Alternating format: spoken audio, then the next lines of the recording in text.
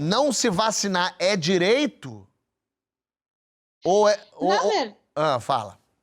Não, termina a pergunta. Não, era isso. Não se vacinar é direito ou é só uma deixa pra falar? Eu quero ser essa pessoa. É uma liberdade individual ou uma obrigação? Vacinar é uma atividade de saúde coletiva, então fica difícil a gente falar de liberdade individual. Agora, o que a gente tem que deixar bem claro é que não está nem na hora da gente ficar discutindo obrigatoriedade de vacina. Toda essa história de eu vou obrigar, não, eu não vou, essa guerrinha que fica aí entre grandes líderes, né, para ver quem é que tem a vacina maior. Isso não é oportuno agora, isso é completamente irrelevante agora, porque a gente ainda nem tem vacina. A gente tem algumas vacinas que estão aí em fase 3 que daqui a pouco vão provavelmente ser aprovadas. Aí a gente vai ter que produzir as vacinas ou importar as vacinas, a gente vai ter que cuidar de uma logística enorme para poder armazenar, transportar, distribuir as vacinas, fazer as campanhas de vacinação.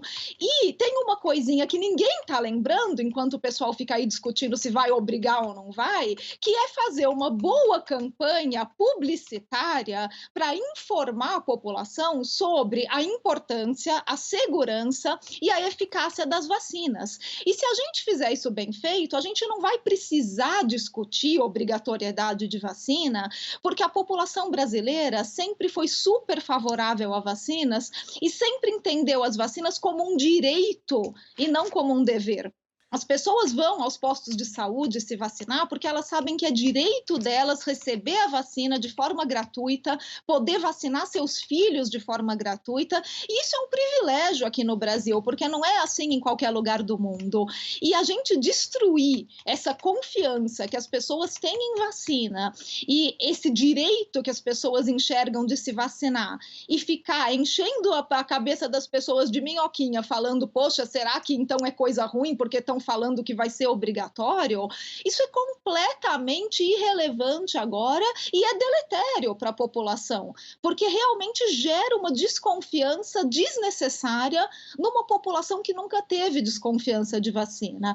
Aqui, de acordo com o Estatuto da Criança e do Adolescente, vacinar é um direito da criança e do adolescente. De alguma forma, vacinar já é obrigatório, Sim. porque você não pode matricular seus filhos numa escola pública, por exemplo, sem mostrar a carteirinha de vacinação.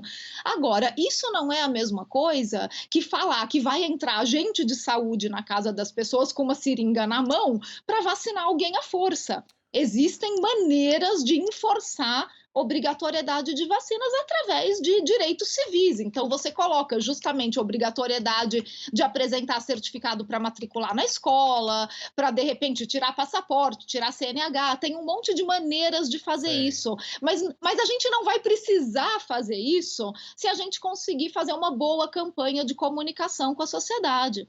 Mas aí eu te pergunto aqui, o que eu já ouvi muito, até por conta do programa eu cheguei a pesquisar, mas que eu já ouvi muita gente ao meu redor falar, do taxista, a minha avó, a pessoa... Como é possível que uma vacina para se mostrar eficaz, ela leva muito tempo para ser feita?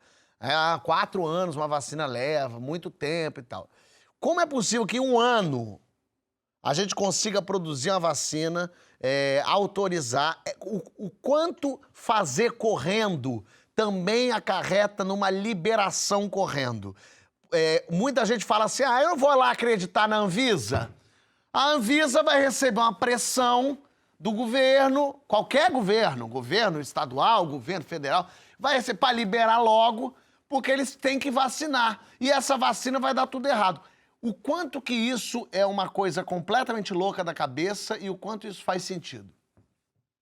Olha, faz um certo sentido quando a gente acompanha todo o processo realmente de desenvolvimento e de liberação de uma vacina, que, aliás, nunca ninguém acompanhou antes, estão acompanhando agora como se fosse novela das 8, mas isso é novidade. A gente nunca acompanhou, a população como um todo não está acostumada a acompanhar o processo de desenvolvimento, testagem e liberação de um medicamento ou de uma vacina, mas sabem que isso costuma demorar. E por que costuma demorar? Porque é um processo que custa caro pra caramba e que geralmente é feito de uma forma lenta mesmo pelas farmacêuticas, porque não existe uma pressão, não existe uma emergência. Dentro da emergência que a gente está vivendo, o que, que mudou? A gente nunca teve tantos laboratórios trabalhando ao mesmo tempo para um único tipo de vacina, e a gente nunca teve investimentos tão pesados ao mesmo tempo. Uma vez eu ouvi uma entrevista com o cara que desenvolveu a vacina do rotavírus e perguntaram isso para ele: mas não está muito rápido? Quanto tempo que o senhor demorou com o rotavírus? Ele falou: bom, mas eu não tive esse investimento todo, se me dessem todo esse dinheiro eu fazia em 2 anos. Então tem isso, tem muita gente trabalhando ao mesmo tempo e tem muito dinheiro envolvido, o que facilita muito para você conseguir fazer os testes em humanos, que é a parte mais cara e que demora mais.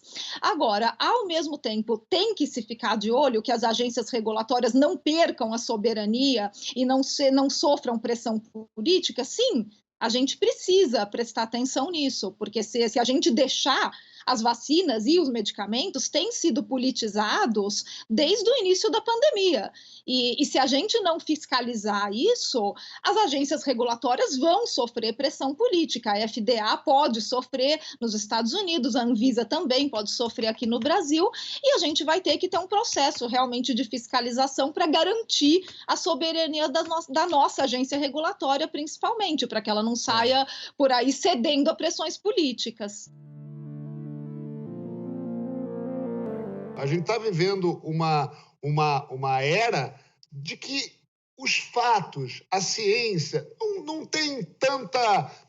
não são acreditadas mais, né? Uma pessoa diz uma coisa, bom, mas isso é assim porque foi comprovado assim. Não, mas tem que ver, isso aí é uma questão política que alguém... Enfim, a minha pergunta, que eu tenho ouvido bastante, enfim, não é uma teoria, mas enfim, um argumento que é: existe a etapa 1, a etapa 2 e a etapa 3 do desenvolvimento da vacina. Mas muitas pessoas dizem, eu já ouvi médicos falarem isso, que uma das etapas para se entender a eficácia de uma vacina, só o tempo pode dizer.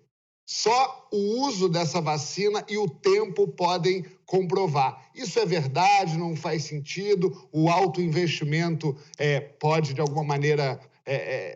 fazer com que isso não seja um problema para essa vacina tão rapidamente. Você diz isso depois da fase 3, né, João? Depois que ela foi autorizada, está pronta. Está pronta. Está pronta. A eficácia dela pode ser testada mesmo sem a gente saber o que vai acontecer daqui a um ano, por exemplo? Então, na verdade, são 4 fases de testes. E a fase 4 é justamente depois da aprovação, quando a vacina já está no mercado. Então, tá certo, exatamente isso que te falaram. Depois que a vacina já foi aprovada, passou pela fase 3 e está no mercado, ela continua sendo avaliada e as pessoas continuam sendo acompanhadas, a gente continua vendo possíveis efeitos colaterais que podem não ter aparecido. Pensa que numa fase 3 a gente está aí com 15 mil pessoas, 30 mil pessoas. E depois a gente vai aplicar essa vacina, depois da aprovação, em milhões de pessoas. Podem aparecer efeitos colaterais raros que não apareceram antes. A gente continua olhando a eficácia, que daí a gente inclusive chama de eficiência da vacina, que é ver o quanto que ela realmente protege no mundo real, numa população muito grande.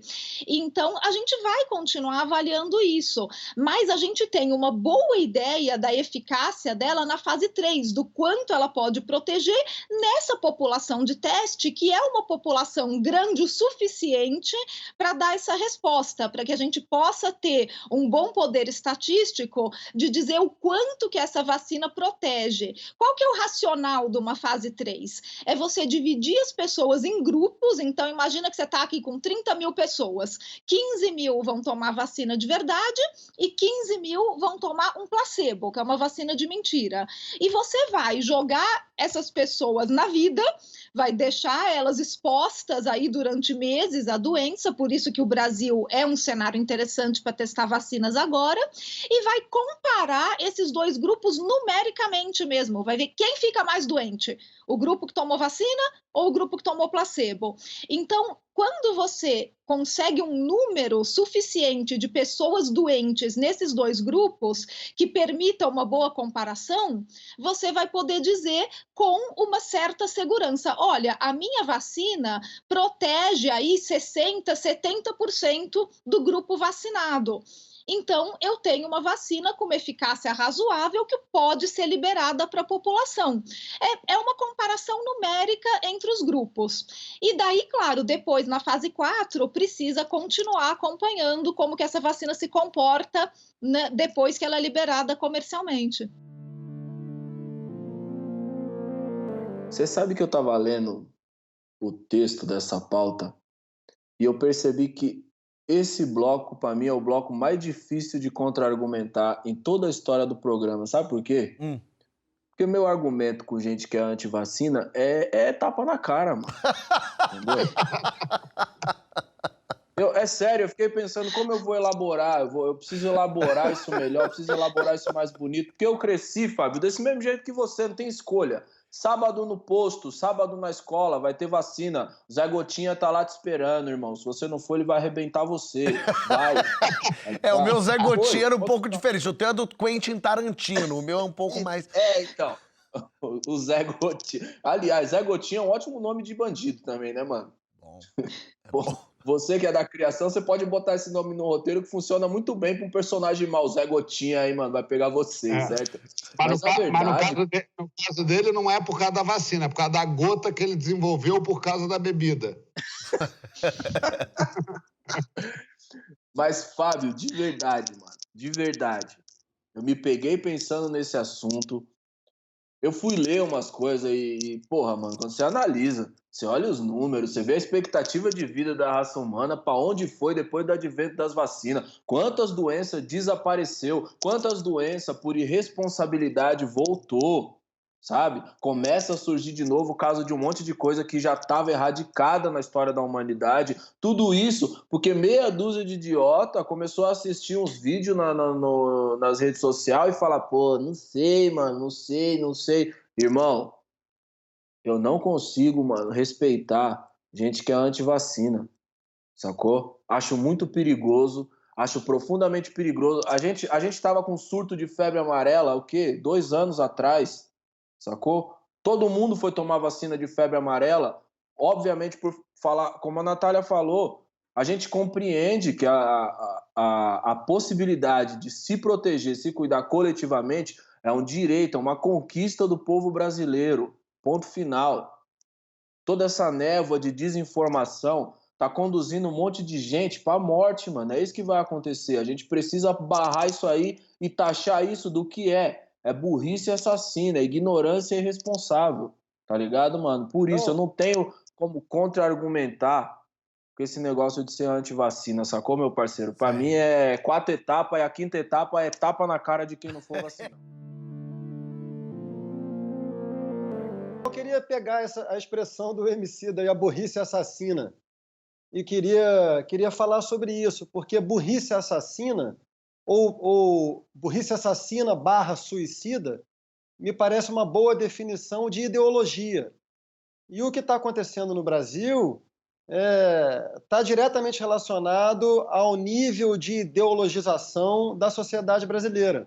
A Natália falava há pouco, na primeira intervenção dela, que ela considera que esse debate sobre a obrigatoriedade ou não das vacinas é irrelevante e inoportuno. Eu concordo com ela e gostaria de lembrar que esse debate foi deflagrado por uma disputa eleitoral e pegou socialmente porque a sociedade, grande parte dela, está capturada por ideologia.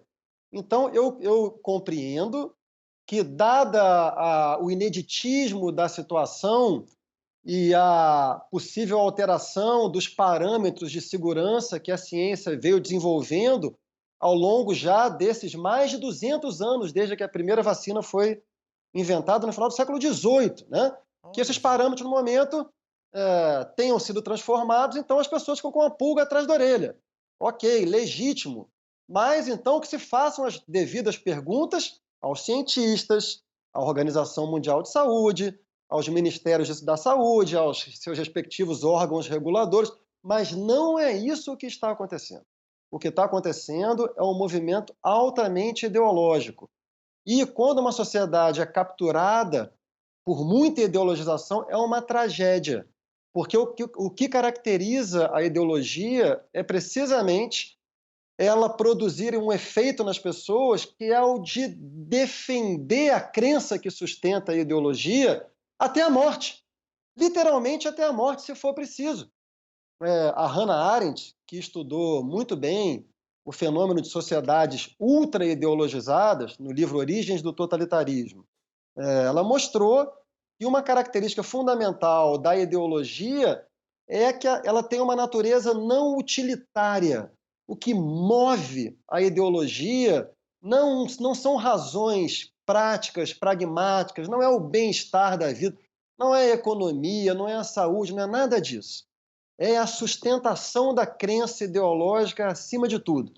Então, o que a gente está vivendo é isso, e como disse o Emicida, assim, é perigosíssimo porque o século XX nos mostra, o estudo do século XX nos mostra que a ideologia não para nem diante da própria destruição. A Alemanha nazista, Hitler já estava destruindo o país estava derrotado, Hitler queria acabar com o país e tinha muita gente que continuava apoiando, porque perder a crença é mais grave do que perder a própria vida. Então, o que está acontecendo no país é um troço perigoso, essa mistura de ideologia com disputa eleitoral, e isso sim é uma ameaça à segurança das pessoas. Tudo bem, a gente fala da obrigatoriedade da vacina, lógico, vacina tem que tomar vacina e tal.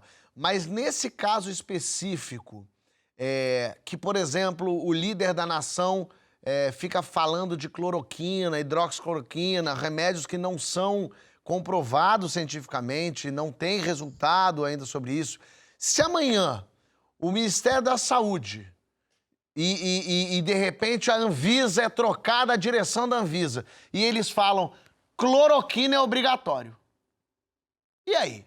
Como é que eu, cidadão, sou obrigado a injetar no meu corpo um negócio que eu não acredito e que eu acho que está deturpado, ou está ideologizado, ou está sendo motivo de guerra eleitoral?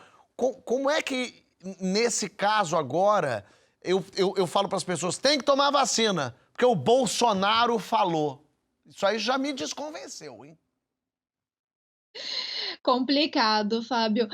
No caso, se realmente, de repente, a gente passasse por uma situação, assim, esdrúxula, como você falou, de cloroquina ser obrigatória por decreto federal, fecha a Anvisa, Ministério da Saúde é que manda, e agora todo mundo que entrar num hospital público vai receber cloroquina à força, acabou a democracia, acabou o Estado de Direito, né? Então, daí eu acho que a minha única resposta, eu não sei se pode falar palavrão ao vivo, então eu não vou falar, né? Mas não tem nem o que dizer. A resposta seria fudeu?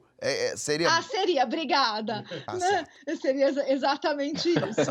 Né? E seria fudeu a democracia, né? Então, assim, mas aí eu não posso usar essa analogia para dizer a vacina obrigatória também? Não é democrático, eu não quero tomar, ué. Então, aí é que a gente chega, se a gente chegar no ponto de precisar disso, que eu acho que a gente não vai chegar se a gente fizer uma boa campanha de comunicação com a sociedade, para que as pessoas entendam, como sempre entenderam, que a vacina é um direito e não um dever, a gente começa a fazer restrições da vida civil. Ninguém vai ser vacinado à força, assim como você não vai enfiar cloroquina goela abaixo à força de ninguém.